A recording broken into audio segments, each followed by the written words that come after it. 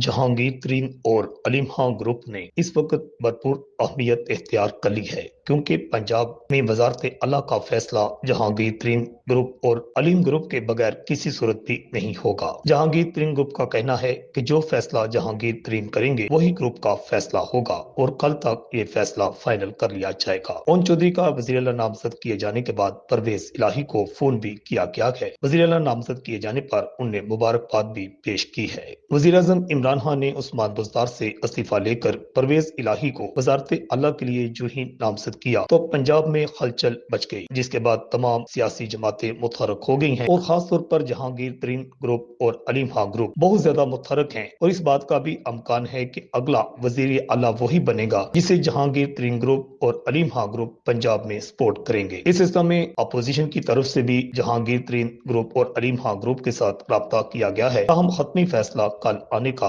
अमकान है। रिपोर्ट अल हिजाज न्यूज, लाहौर।